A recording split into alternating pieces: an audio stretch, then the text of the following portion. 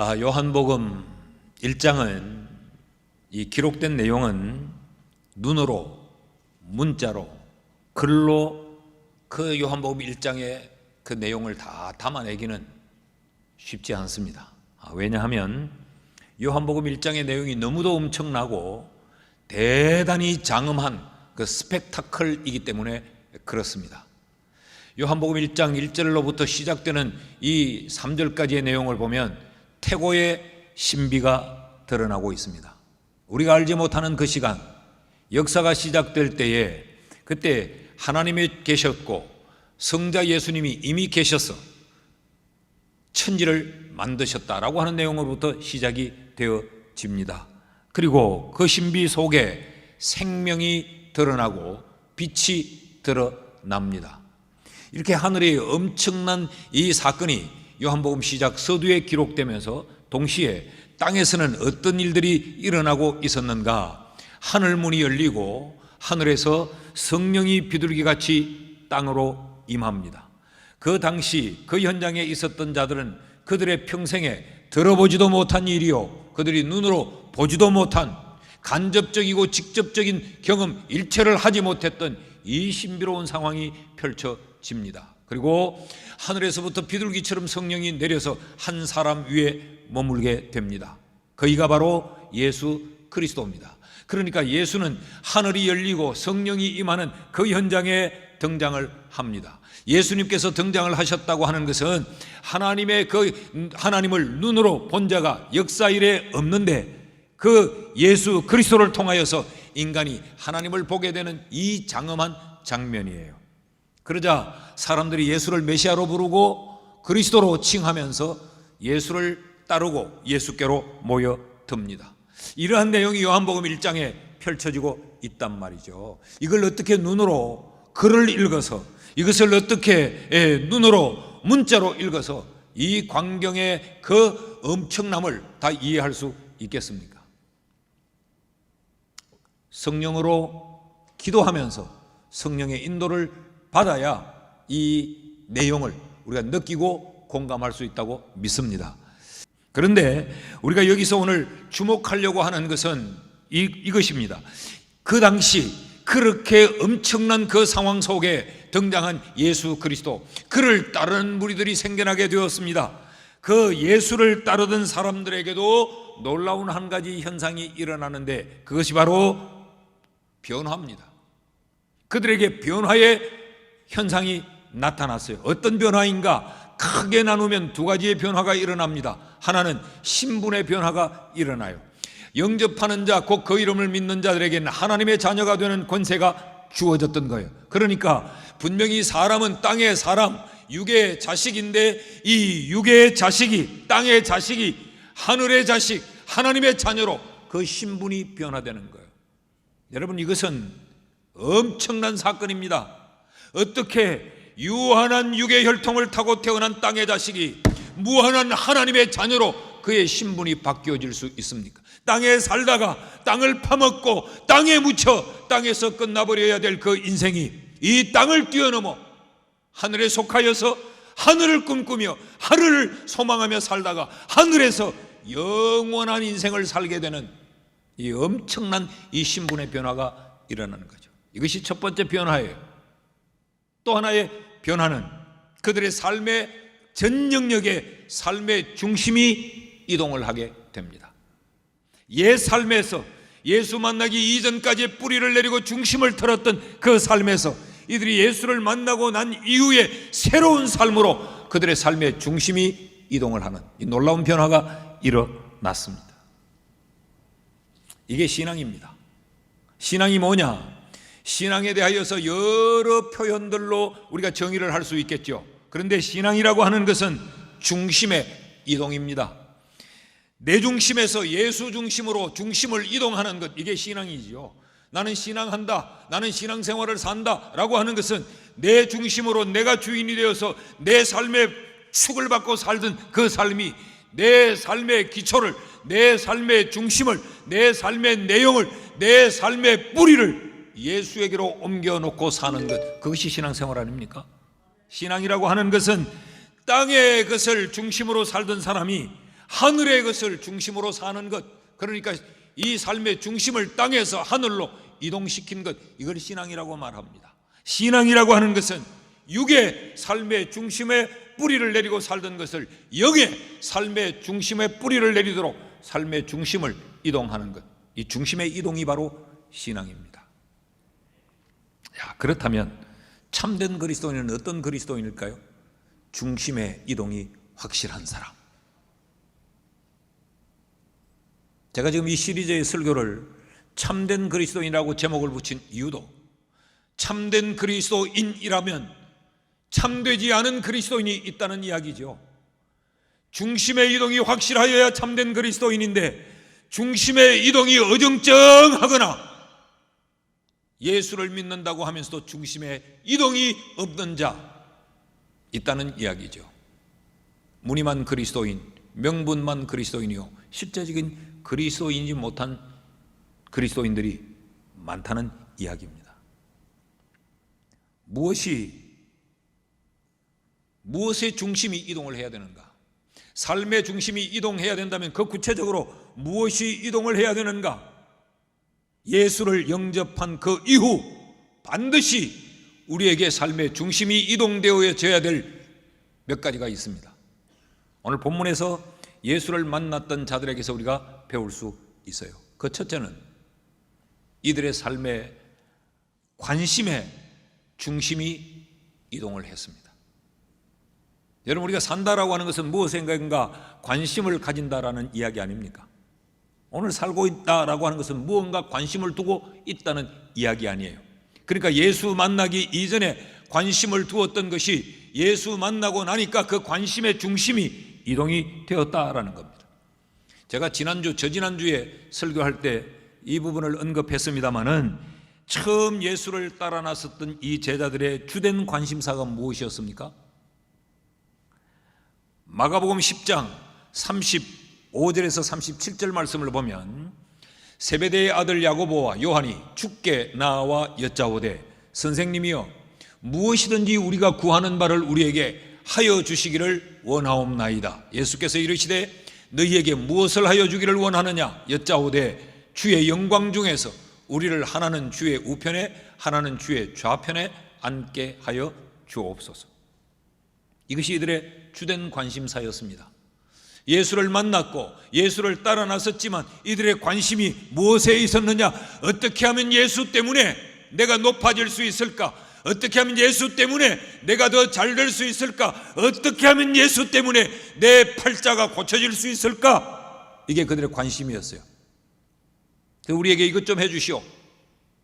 나를 주의 우편에 앉혀주세요. 나를 주의 좌편에 앉혀주세요. 온통 이들의 주된 관심은 자기 중심적인 것에 있었습니다. 다른 것엔 관심이 없었습니다. 이들만 이랬을까요? 이들의 어머니도 동일했습니다.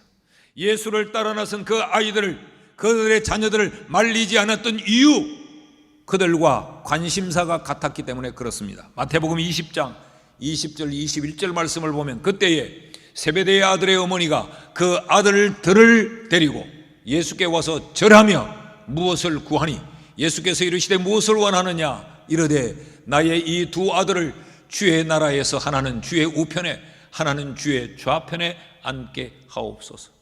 아들들을 데리고 주께로 나와 절을 하며, 이 말은 우리말로 바꾸면 주를 경배하고 예배하면서 내 소원이 있습니다. 내가 오늘 주께 나와 예배하고 절하는 내 주된 관심은 내 자식을 하나는 주의 좌편에 주의 우편에 앉게 해 주십시오. 이런 이야기. 내 자식을 위해서는 내가 당신에게 절도 할 수 있습니다. 그러니까 이 어머니의 관심도 오직 자기 새끼, 우리, 나 밖에 없었습니다. 그런데 오늘 본문에서 예수를 만난 이들을 보십시오. 이들이 예수를 제대로 만나고 나니까, 예수를 영접하고 난 그 이후에 이들의 관심사가 달라집니다. 40절에서 42절 말씀을 보면, 요한의 말을 듣고 예수를 따르는 두 사람 중에 하나는 시몬 베드로의 형제 안드레라. 그가 먼저 자기의 형제 시몬을 찾아 말하되 우리가 메시아를 만났다 하고 메시아는 번역하면 그리스도라 데리고 예수께로 오니 예수께서 보시고 이르시되 네가 요한의 아들 시몬이니 장차 게바라 하리라 하시니라. 게바는 번역하면 베드로라. 무슨 이야기인가 하면 예수를 만나고 나서 그의 관심이 자기에게만 국한되어 있지 않고 자기의 형제에게로 옮겨갑니다. 이런 이야기죠. 너도 예수 만났으면 좋겠다, 이런 이야기죠. 내가 만난 메시아를 너도 만났으면 좋겠다라고 하는 거죠. 오직 나밖에 몰랐어요. 오직 우리 집밖에 몰랐어요. 오직 내 가족, 내 새끼밖에 몰랐어요. 그런데 이것이 형제에게로 관심이 넘어갑니다. 안드레만 그랬을까요? 빌립도 보십시오. 길에서 예수님이 빌립에게 나를 따르라고 말씀하세요. 그러니까 빌립이 예수를 따라요. 따라 나서면서 45절 말씀해 보니까 빌립이 나다나엘을 찾아갑니다. 이르되 모세가 율법에 기록하였고 여러 선지자가 기록한 그 아들을 그 일을 우리가 만났으니 요셉의 아들 나사렛 예수니라. 똑같은 이야기입니다. 내가 예수 만났다. 이미 구약에서부터 예언되어 있던 오실 그분을 내가 만났다. 그분이 바로 저 나사렛 사람 예수더라 라고 지금 나다나엘에게 예수를 소개하고 있습니다. 이것이 이들이 예수를 만난 이후 첫 번째 취한 행동이에요. 나 중심에서 이들의 관심이 이웃 중심으로 넓혀지고 있습니다. 나만 쳐다보고 살던 그들이 이웃을 보게 된 겁니다. 저들도 예수 믿었으면 좋겠다라는 거죠. 이것이 관심의 이동이에요. 이기적인 관심에서 이타적인 관심으로 바뀌어졌습니다. 여러분, 이것이 우리를 향한 예수님의 원하심이고 이것이 성경이 우리를 향하여 요구하는 것입니다. 참된 그리스도인은 어떤 사람이냐? 참된 그리스도인의 정표가 뭐냐? 참된 그리스도인은 이기적인 인생을 살던 사람이 이타적인 인생으로 바뀌어지는 겁니다. 자기밖에 모르던 사람이 예수를 제대로 만나고 나면 이웃을 생각하게 됩니다. 반대로 예수를 만났다고 하는데도 여전히 자기밖에 모르고 이웃을 볼 줄 모르면 참된 그리스도인일 수는 없습니다. 한 율법사가 예수님을 찾아왔어요. 그리고 예수님을 한번 시험해 봅니다. 정말 메시아일까? 그래서 예수님과 대화를 이어갑니다. 질문을 던지면서. 마태복음 22장에 나오는 이야기인데 36절 말씀을 보면 선생님, 율법 중에 어느 계명이 크니까? 율법사가 그의 전공인 율법을 들고 나와서 예수님을 향해 질문하는 거죠. 당신이 메시아라고 하는데, 당신이 잘났다고 하는데 한번 확인해 보자. 율법 중에 어느 계명이 가장 크냐라고 물어요. 그럴 때 예수님께서 이렇게 대답하십니다. 37절에서 40절 말씀을 보면 예수께서 이르시되 네 마음을 다하고 목숨을 다하고 뜻을 다하여 주 너의 하나님을 사랑하라 하셨으니, 이게 율법이 명령하고 있는 거니까 이것이 크고 첫째 되는 계명이다. 그런데 기억해야 될 것이 있다. 둘째 계명이 있다. 이것은 내 이웃을 네 자신과 같이 사랑하라 하셨다. 이 두 계명이 나누어질 수 있는, 분리될 수 있는 것이 아니다. 이것이 온 율법과 선지자의 강령이다. 율법을 쥐어짜면 하나님 사랑, 이웃 사랑이다.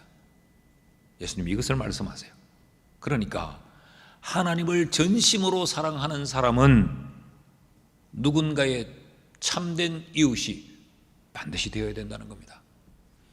하나님은 뜻을 다하고 목숨을 다하여 전심으로 사랑하는데 내가 이웃을 사랑하며 돌아보지 않는다면 하나님을 제대로 사랑하는 것이 아니라는 거죠. 하나님 사랑, 이웃 사랑은 동일한 등식으로 연결된다는 겁니다. 우리 교인들에게 이 점이 굉장히 약해요. 하나님을 사랑하는 데 있어서는 열심을 낼 수 있어요. 그런데 우리는 이웃 사랑하는 데 있어서는 굉장히 무관심합니다. 누가복음 10장에 보면 강도 만난 이웃 스토리가 나오죠. 소위 말하는 선한 사마리아인의 비유가 등장을 합니다. 예수님께서 비유를 들어서 이렇게 말씀을 합니다. 거기에 등장하는 세 부류의 사람이 나오죠. 제사장, 그리고 레위인, 사마리아 사람. 제가 쉽게 설명을 하겠습니다. 한 사람이 강도를 만나가지고 모든 걸 다 빼앗기고 두들겨 맞고 그래서 아주 피를 철철 흘리며 쓰러져 있습니다. 근데 제사장이 지나가면서 그 광경을 보아요. 보고는 이렇게 말합니다. 나는 오늘 교회 가서 설교를 해야 되니까 내가 설교가 있는데 부정하게 피 흘리고 쓰러진 이 강도 만난 사람을 내가 만질 수 없다. 그리고 지나가는 거죠. 그리고 레위인이 등장을 합니다. 레위인도 다를 바 없어요. 나 오늘 예배하러 가야 돼. 예배하러 가는데 여기서 내가 지체할 수 없어. 그리고 외면하고 지나갑니다. 이들의 말하는 것과 이들의 행동을 보면 굉장히 성결하고 거룩하고 경건하고 굉장히 하나님을 사랑하는 모습에 틀림이 없어요. 그런데 세 번째 사람이 등장을 합니다. 사마리아 사람입니다. 이 사마리아인은 유대인들의 시각에서 개 같은 인생이에요. 인간 취급을 하지 않고 버려진 사람들입니다. 그런데 이 사마리아인은 그냥 지나치지 않습니다. 가던 길을 멈추고 그의 상처를 싸매고 피를 닦아주고 그리고 그의 나귀에 태워서 인근에 있는 주막으로 데리고 와 주막 주인에게 부탁을 합니다. 요즘식으로 말하면 내가 지금 갈 길을 가야 되고 내가 지금 어떻게 의사를 불러서 다 할 수 없으니까 지갑에서 카드를 뽑아서 신용카드를 주막 주인에게 주면서 이것 가지고 이 환자를 치료하는데 필요한 것 다 쓰시오. 그리고 내가 다시 돌아와서 그때 우리 계산을 하고 정리를 합시다 라고 자기 신용카드를 뽑아주고 갔어요. 이 예화를 주님이 들면서 이렇게 묻습니다. 누가복음 10장 36절 37절에 네 생각에는 이 세 사람 중에 누가 강도 만난 자의 이웃이 되겠느냐? 이르되 자비를 베푼 자이니이다. 예수께서 이르시되 가서 너도 이와 같이 하라. 자, 여러분 이 비유가 어디에 이어진 내용인가, 무엇에 연결된 내용인가를 아셔야 합니다. 그 앞부분 누가복음 10장 25절 말씀을 보면 여기도 한 율법사가 일어나 예수를 시험하여 이르되 선생님 내가 무엇을 하여야 영생을 얻으리이까? 하나님의 자녀가 되는 방법을 묻습니다.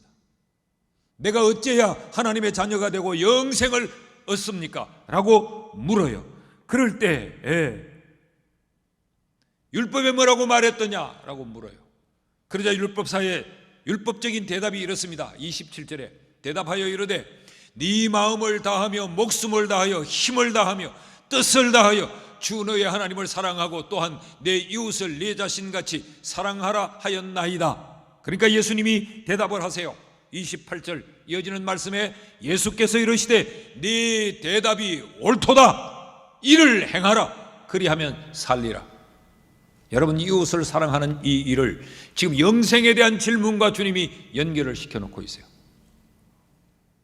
이런 의미는 아닙니다. 이웃을 사랑하면 영생 얻는다 이런 의미는 아니에요. 그러나 영생을 얻은 자는 이웃을 사랑하지 않을 수 없다는 것입니다. 이해가 되시는지요? 이웃 사랑이 영생 얻는 조건은 아니에요. 그러나 영생 얻은 자의 마땅한 정표는 누군가의 참된 이웃이 되어 주는 것입니다.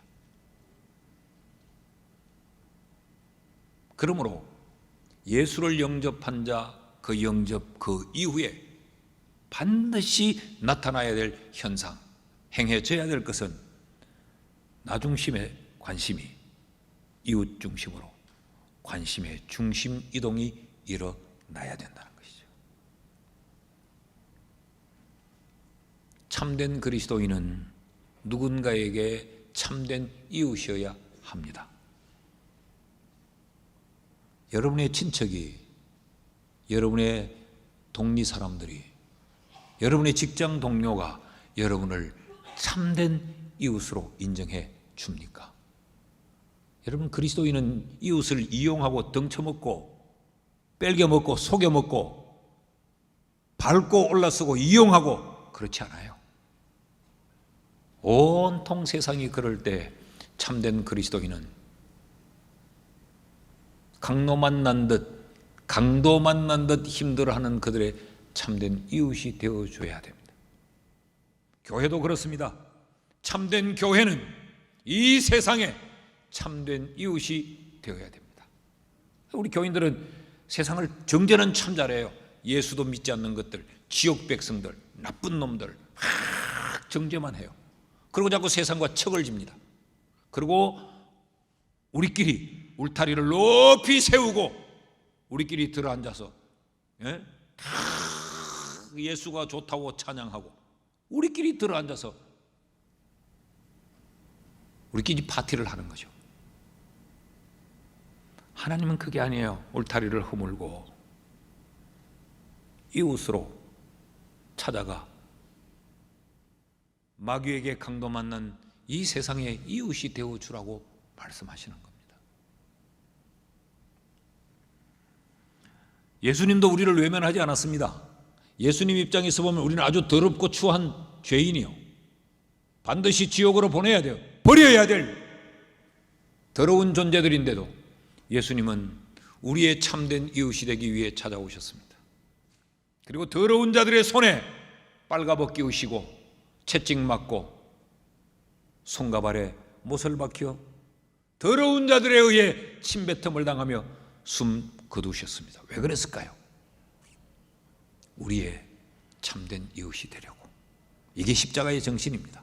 여러분, 하나님과 나와의 수직적인 관계가 형성된 사람은 반드시 나와 이웃 간의 이 수평적인 이 관계가 아름답게 형성이 되어져야 이게 십자가의 정신을 따라 사는 참된 그리스도인입니다. 여러분의 관심이 여전히 여러분에게만 있습니까? 나만 잘 되면 되고, 나만 성공하면 되고, 나만 편하면 되고, 심지어는 교회 와서 교회 생활을 할 때도 그러지 않나요? 내 좋은 대로, 내 편한 대로. 주차를 하나 해도 주차장이 비좁아서 난린데도 내 내리기 좋은 것, 내 빠져나가기 좋은 것, 남이야 어떻게 되든지 상관없어. 교회 자리를 하나 앉아도 내 편한 자리에, 예배 마치면 빨리 빠져나갈 수 있는 자리에, 내 좋은 대로. 이런 아주 유치한 것들을 들추어내봐도 우리는 관심의 중심 이동이 자신이 없지 않아요? 우리가 지난주일 1+1 작정을 했죠. 그것은 그래서 사람들 더 데려다가 교회 빈자리 더 채우자는 이야기가 아닙니다. 참된 그리스도인이 되기 위해 나만 바라보던 시선을 강도 만난 이웃으로 향하자는 것입니다. 나 구원받고 천당 가는 여기에서 머물지 말고 저도 구원받고 천국 갈 수 있도록 우리의 관심을 그들에게 이동시키자는 거예요. 이 참된 그리스도인으로 살아가는 이 일에 우리 모두가 함께 동참하고 참여할 수 있기를 주의 이름으로 축원합니다. 여러분 관심이 이웃을 향하고 있는지를 가만히 생각해 보십시오. 둘째로, 신앙이 중심 이동이요, 참된 그리스도인은 이렇게 삶의 중심을 이동한다면 관심의 중심 이동 이후 또 하나의 중심 이동이 따라와야 됩니다. 그것은 가치의 중심 이동입니다. 예수를 만난 안드레 첫 번 행동을 다시 보면요, 41절과 42절 말씀을 다시 보면 그가 먼저 자기의 형제 시몬을 찾아 말하되 우리가 메시아를 만났다 하고 데리고 예수께로 오니, 예수를 영접하고 난 그 이후에 그 형제 베드로에게 관심을 이동시킵니다. 그리고 그를 찾아가 만나 그에게 한 행동이 뭐예요? 크게 세 가지죠. 베드로를, 형제를 찾아갔고 그에게 메시아를 만났다고 했고, 그리고 메시아를 만났다고 정보만 준 것이 아니고, 소식만 준 것이 아니고 그를 메시아에게로, 예수에게로 데려왔다 그랬어요. 왜 그랬을까요? 왜 그랬을까? 여기서 우리가 주목해 보아야 될 표현이 있습니다. 요한의 말을 듣고, 광야에서 외치는 세례 요한의 이 말을 듣고 이들이 예수를 따르지요.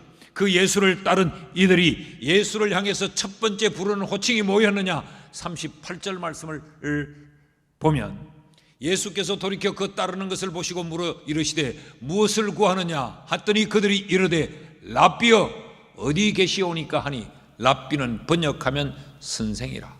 자, 처음 예수와 만났을 때 이들에게 있어서 예수의 가치는 단순히 선생에 지나지 않았습니다.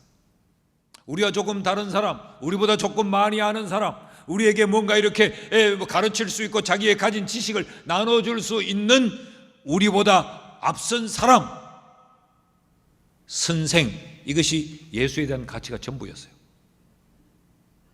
그런데 이 안드레가 그 예수를 영접한 그 이후 베드로에게 예수를 소개할 때 호칭이 달라집니다. 41절 말씀을 다시 보면 그가 먼저 자기 형제 시몬을 찾아 말하되 우리가 메시아를 만났다 하고, 메시아는 번역하면 그리스도라. 선생의 가치에서 예수가 메시아의 가치로 자리매김합니다. 이게 엄청난 변화죠. 신앙은 뭐냐? 신앙은 세상 것에 가치를 두고 살다가 예수 만나고 난 다음 예수가 얼마나 가치로운가를 깨닫고 예수에게로 가치의 중심을 이동시키는 것, 이것이 신앙입니다.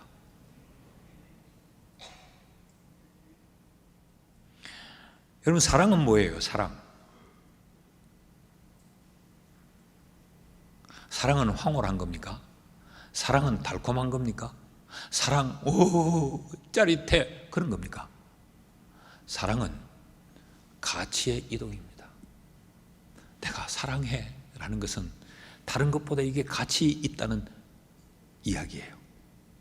나는 음악을 사랑해. 그 말은 내게 있어서 음악이 참 가치로운 거예요.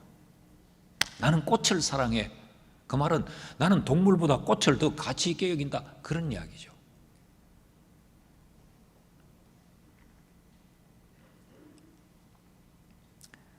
지금 이 안드레는 예수를 선생으로 보다가 메시아로 여깁니다. 그 안드레만 그랬을까? 이게 공식이라니까요. 그 이어지는 빌립, 그도 마찬가지입니다. 43절에서 45절을 보면 이튿날 예수께서 갈릴리로 나가려 하시다가 빌립을 만나 이르시되 나를 따르라 하시니 빌립은 안드레와 베드로와 한 동네 베세다 사람이라. 빌립이 나다나엘을 찾아 모세가 율법에 기록하였고 여러 선지자가 기록한 그 일을 우리가 만났으니 요셉의 아들 나사렛 예수니라. 자, 예수님이 갈릴리로 이렇게 가시려 하다가 길거리에서 빌립을 만나요. 그리고 빌립에게 나를 따르라 그랬더니 빌립이 예수를 따릅니다. 예수를 그렇게 만나서 예수를 영접한 이 빌립이 가장 먼저 한 행동이 뭐예요? 나다나엘을 찾아가 가지고 나다나엘에게 나가 예수 만났다. 구약에서부터 예언되었던 그 예수가 바로 나사렛 사람 예수더라. 지금 이것을 가장 먼저 실천에 옮기는 이 빌립의 행위는 그에게서 그가 만난 예수가 그렇게 가치 있었다는 이야기입니다. 그래서 그는 지금 예수를 말하고 있는 거죠. 자, 사도행전에도 보면 사도행전에 등장하는 제자들도 똑같아요. 그들이 사도행전 4장 12절에 보면 이렇게 말합니다. 다른 이로서는 구원을 받을 수 없나니 천하 사람 중에 구원받을 만한 다른 이름을 우리에게 주신 일이 없음이라 하였더라. 이게 무슨 이야기입니까? 예수가 최고의 가치다는 거죠. 세상의 그 어떤 것보다 예수가 가장 귀하다는 이야기 아닙니까? 이건 가치의 발견입니다. 예수에 대한 발견이에요. 야, 천하 다른 이름보다 예수가 가장 존귀하다. 이 가치를 발견하죠. 그러자 이 가치를 발견한 이들은 그 가치의 중심을 예수에게로 옮깁니다. 이어지는 18절에서 20절 말씀을 보면 그들을 불러 경고하여 도무지 예수의 이름으로 말하지도 말고 가르치지도 말라 하니 베드로와 요한이 대답하여 이르되 하나님 앞에서 너희 말을 듣는 것이 하나님의 말씀을 듣는 것보다 옳은가 판단하라. 우리가 보고 들은 것을 말하지 아니할 수 없다. 예수에 대한 가치를 발견하자 이들의 가치의 중심을 예수에게로 옮겨버린 거죠. 그러니까 감옥 가는 게 두렵지 않아요. 매 맞는 게 두렵지 않아요. 직장 잃고 실직하는 것, 직장에서 쫓겨나는 게 두렵지 않아요. 우린 예수를 말하지 않을 수 없다. 예수가 최고의 가치라는 거죠. 이방 여자, 사마리아 여자, 수가성 우물가에서 예수 만났던 여자, 이 여자는 남편을 5 가진 여자죠. 이 말은 남편이 죽어서 다시 남편을 얻고 이랬다는 이야기가 아닙니다. 이 여자는 굉장히 부도덕한 여자요, 욕망의 화신이었다, 그런 이야기입니다. 예수님께서 이 여자에게 네 남편을 데려오라 라고 하니까 이 여자가 뭐라고 말했어요? 나는 남편이 없나이다. 그럴 때 주님이 하신 말씀이 옳다. 지금 네가 살고 있는 그 남자도 네 남자가 아니니까 네가 남편이 없다는 말이 옳다. 무슨 이야기예요? 이 여자는 남의 남편을 뺏어 살고 훔쳐 살고 있는 여자예요. 그러니까 이 남자의 품에서 만족을 못해 저 남자의 품으로, 밤의 여자였습니다. 이런 여자가 물길로 왔다가 예수를 만나요. 예수님이 내가 주는 물을 마시면 영원히 목마르지 아니한다. 예수가 생수의 근원이라는 사실을 알았어요. 가치를 발견한 거죠. 그랬더니 이 여자의 행동을 보십시오. 요한복음 4장 28절에서 30절을 보면 여자가 물동이를 버려두고 동네로 들어가서 사람들에게 이르되 내가 행한 모든 것 일을 내게 말한 사람을 와서 보라. 지금 이 여자는 그 동네 사람들을 피하여 살고 있었어요. 그 동네 사람들이 환양년이라고 욕을 하고 그 동네 사람들이 아주 더러운 여자라고 손가락질하고 비웃어서 이 여자는 그 사람들과 그 당시에 언택트하고 살았어요. 접촉하지 않고 살았어요. 그래서 사람들이 물들어 오지 않는 그 햇빛이 내리쬐는 정오에 이 여자는 물동이를 들고 몰래 물가에 와서 물을 길러 갔던 여자예요. 그런데 예수를 발견하고 나니까, 가치를 발견하고 나니까 이 여자의 가치 중심이 사람들의 이목에서 예수에게로 옮겨져 버려요. 그래서 그들을 찾아갑니다. 손가락질하던 그들을 찾아가요. 비웃던 그들을 만납니다. 그리고 그들에게 말하지요. 내게 말한 이 예수를 너희도 한번 만나봐라. 그러니까 그 동네 사람들이 예수께 나오더라. 비웃음을 뒤로 하고 그들의 조롱을 뒤로 하고 그들을 찾아가 내가 예수 만났다고 말하는 이유가 뭘까요? 예수에 대한 가치를 발견했기 때문입니다. 그 삶의 가치의 중심을 예수께로 올려놓은 거예요. 여전히 내 자신에게 뒀다면 쪽팔려서 내가 어떻게 갈까? 아이고 저것들 내한테 이래 욕했는데 내가 뭐 하려고 이 소식을 전해줘? 나 혼자 예수 믿고 저것들은 모두 지옥 가도록 버려둬야 되지. 뭐 이런 류의 행동이 따라오지 않았겠어요? 가치의 중심이 이동하고 관심의 중심이 이동하니까 그들을 따라가 예수를 전합니다. 사랑하는 여러분, 여러분의 삶의 최고의 가치가 예수입니까? 세상에 그렇게 교회를 열심히 뛰어나오더니 아닌가 보네. 물어도 아무도 대답을 못하네. 그럼 이렇게 말할게요. 여러분의 인생의 최고의 가치가 예수가 되기를 축복합니다. 축복한다니까 그건 아멘을 잘 하는데 최고냐고 물으니까 자신이 없어요. 그러면서 우리가 주 예수보다 더 귀한 것이 없다고 찬양하는 그 찬양이 얼마나 신실한 찬양일까요? 나의 기쁨 나의 소망 되신 주 밤낮 불러서 찬송을 드려도 늘 아신 마음 뿐일세. 이 찬양도 가짜입니다. 그건 찬양이 아니고 노래죠.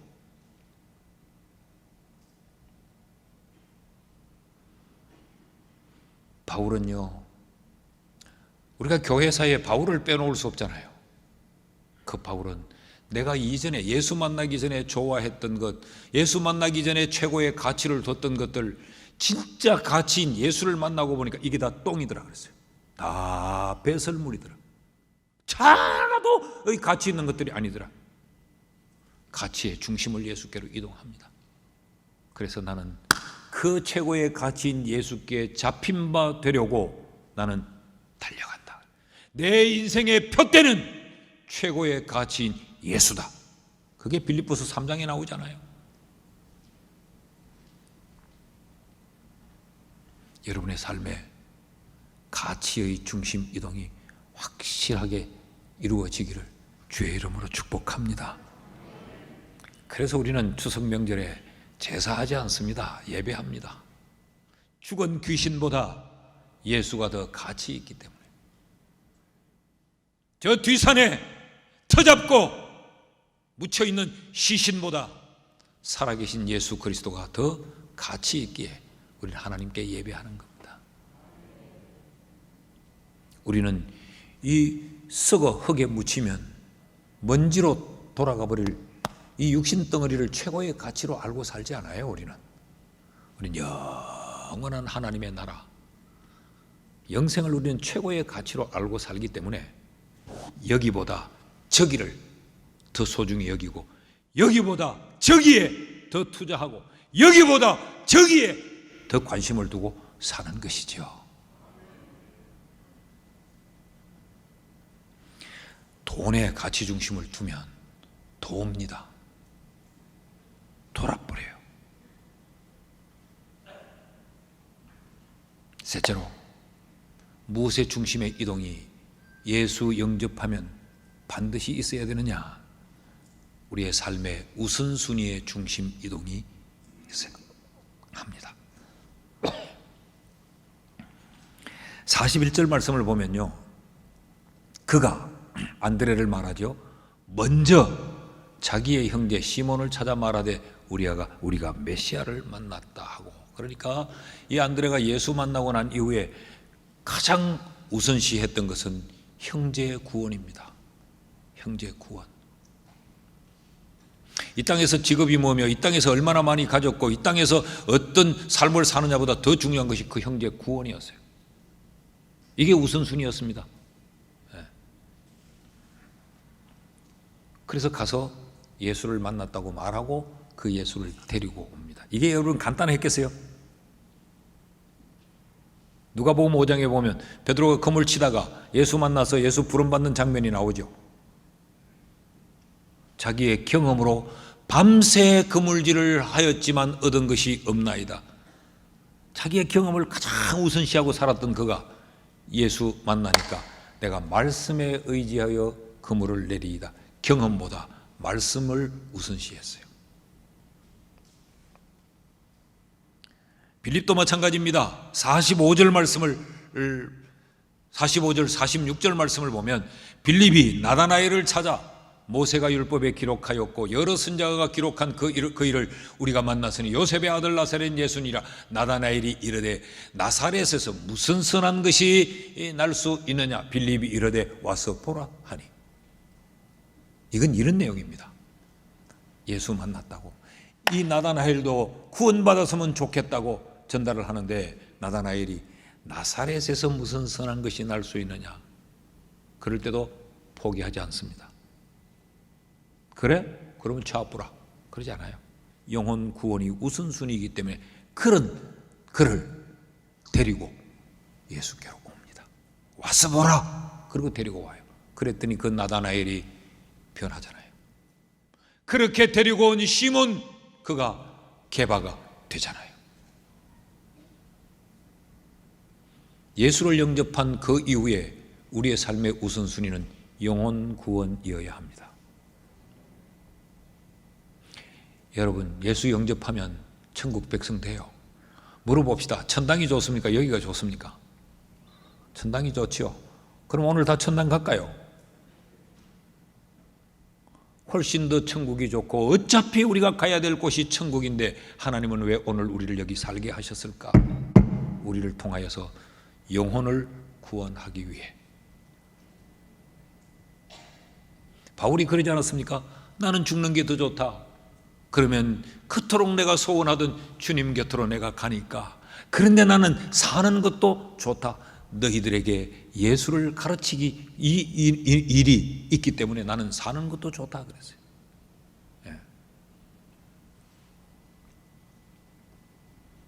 예수님도 꼭 같은 말씀을 하셨습니다. 오늘 47절에서 51절에 나타난 내용은 이런 내용입니다. 나다나엘이 주님께 오니까 주님께서 그래, 내가 네가 무화과 나무 아래에 있을 때 내가 봤다. 네 속에는 간사함이 없다 그랬어요. 이게 무슨 이야기인가 하면, 간사함이 없다는 게 우리의 의미로 사람이 이렇게 간사하지 않다, 정직하다 그런 의미가 아니고, 무화과 나무 아래서 이 나다나엘은 심한 영적 고민을 하고 있었다는 겁니다. 요즘 말로 바꾸면 나는 도대체 어디서 왔느냐, 산다는 게 뭔가, 나는 어디로 갈 것인가, 과연 영생은 있는가, 이 무화과 나무 아래서 생명에 관한 근본적인 갈등을 하고 있었어요. 그것을 보고 주님은 간사함이 없다, 정직하다 그렇게 보신 거예요. 그러니까 그렇게 말하니까 나다나엘이 충격을 받는 거예요. 어떻게 내가 무화과 나무 아래서 그 생각을 당신이 아십니까? 그리고 거기서 나다나엘이 엎어집니다. 그럴 때 예수님께서 이런 말씀을 하세요. 50절 51절 말씀을 보면 예수께서 대답하여 이르시되 내가 너를 무화과 나무 아래서 보았다 함으로 믿느냐? 이보다 더 큰 일을 보리라. 또 이르시되 진실로 진실로 너희에게 이르노니, 성경을 읽다가 우리가 진실로 진실로가 반복되는 것은 굉장히 주님이 힘주어 말씀하는 거예요. 아멘 아멘 레고 수이, 이 진실로 진실로 하는 말은 아멘 아멘이란 말이에요. 그러면서 하시는 말씀이 하늘이 열리고 하나님의 사자들이 인자 위에 오르락 내리락 하는 것을 보리라 하시니라. 영계를 이야기하는 겁니다. 영적 세계를 이야기하는 거예요. 너는 지금 이 땅에서 무화과 나무 아래에 있는 너를 내가 봤다는 것, 그것 때문에 이렇게 감탄하고 꺾어지느냐? 앞으로 네가 관심 둬야 될 것은 이런 게 아니고 영계, 영적인 세계를 관심을 둬야 된다, 그런 이야기야. 이런 걸 네가 앞으로 볼 거다. 네. 하늘이 열리는 것, 하나님의 사자들이 인자 위에 오르락 내리락 하는 것, 이것을 성경학자들은 다양하게 설명을 합니다. 예수의 재림 사건이라고도 말하고, 또 예수로 말미암아 많은 영혼들이 구원받게 되는 그 장면이라고도 말하고, 여러 황어로 하는데 이 모든 것들은 영적인 세계예요. 이것이 네 삶의 우선순위가 되어야 된다라고 지금 주님이 말씀하고 있는 겁니다. 이것을 네가 보게 될 거다. 여러분, 우리의 삶의 우선순위가 영적인 데 있습니까? 육적인 데 있습니까? 우리의 삶에 일어나는 모든 상황과 사건, 사고들을 영적인 눈으로 보고 판단하고 평가하십니까? 아니면 전부 육적인 눈으로만, 육의 계산기로만 판단하고 평가하십니까? 마태복음 6장 33절에 보면 예수님께서 제자들이 무엇을 먹을까, 무엇을 입을까, 무엇을 마실까를 고민을 하고 있을 때 그들에게 너희는 먼저 그의 나라와 그의 의를 구하라. 그리하면 이 모든 것을 너희에게 더하시리라. 이게 우선순위라는 이야기입니다. 여기 먼저라는 말은 오직이라는 말이에요. 너희는 오직 그의 나라와 그의 의를 구하라. 이것을 영적인 것이라고 한다면, 그리하면 내가 이 모든 것을 너희에게 주리라. 이 모든 것은 그들이 무엇을 먹을까, 무엇을 입을까 했던 것들, 이건 육의 것들입니다. 우선순위를 분명히 하라는 거예요. 영적인 것으로. 근데 우리는 어떻게 살죠? 육적인 것, 이걸 뒤집어 놓고 살죠. 육신적인 것을 먼저, 이걸 먼저, 이게 다 되면 그 다음에 영적인 것에 관심을 두려고 합니다. 그런데 육적인 것은 완성이 되지를 않습니다. 늘 그러지 않았어요? 내 직장만 안전한 거, 내 정규직 가면 그때부터 기도 생활도 하고 성경도 보고 영적인 걸 할 거고, 내가 요 사업 요거 조금만 더 확장돼 가지고 기계 넣는 이 기계값 다 빠지고 나면 그때부터 내가 영적인 거 하고, 내 지금은 내 할 일 좀 더 하고 내가 은퇴하면 그때부터 내가 주의 일도 하고, 우리는 항상 이 순서를 거꾸로 놓습니다. 자, 그래서 하나님이 정규직도 만들어줬어요. 바뀌어졌습니까? 정규직 되고 나니까 주임 되고 부장 되고 되고 나면, 강사시켜줬더니 교수 되고 나면, 교수 되고 났더니 주임 교수 되면, 총장 되고 나면 16평 아파트를 줬더니 24평만 되면 24평 줬더니 36평은 돼야지. 36평 되니까 42평은 돼야지. 끝이 없어요.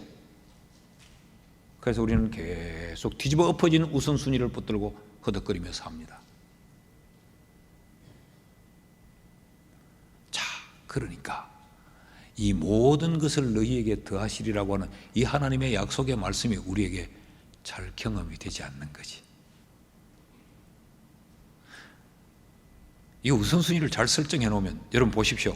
무엇을 먹을까, 무엇을 입을까, 무엇을 마실까를 내가 애써서 얻는 것이 쉬울까요? 주님이 우리에게 줘서 받는 게 쉬울까요?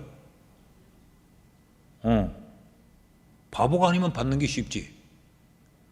이 좋은 길이 있는데도 우리는 내가 이거 먹고 마시고 입는 건 내가 다, 이것도 내가 다 달성하고 그 다음에 그의 나라와 그의 의를 구하는 것도 내가 다 하고, 경상도 말로 막 표현하면 능력도 없는 기, 할 줄도 모르는 기, 지가 다 하려고 설치는 것과 똑같아요. 영접 그 이후에 반드시 일어나야 될 일이 삶의 우선순위가 육적인 것에서 영적인 것으로 바르게 정립된다는 겁니다. 그래서 여러분, 예수 제대로 만난 사람들을 보니까 이런 변화가 일어나지 않던가요?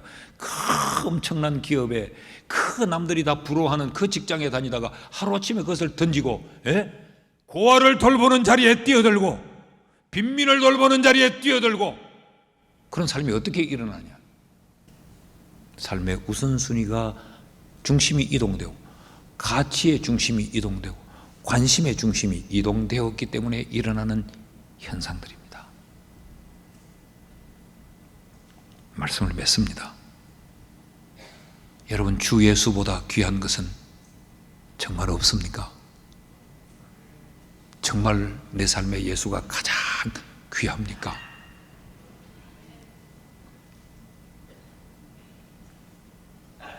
참된 그리스도인은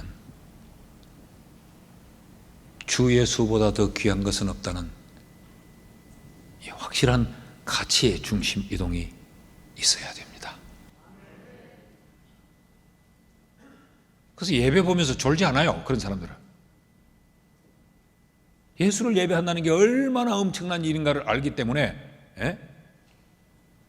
어떤 분은 막 정신없이 졸아서 내가 너무 해서 예배 마치고 물어볼 때가 있어요. 오늘 왜 그렇게 자는데? 그럼 목사님, 어제 내가 뭐 얼마나 바쁘십니다. 예배하는 것보다 어제 바빴던 그 일이 더 가치로웠기 때문에 그런 겁니다. 그래서 거기에 시간 다 쓰고 거기에 에너지 다 써버리고 예배야까지 거 가서 앉아있고 뭐 졸리면 좀 졸면 되지. 가치의 중심 이동이 안 돼서 그런 겁니다. 우선순위의 중심 이동이 안 돼서 그런 겁니다.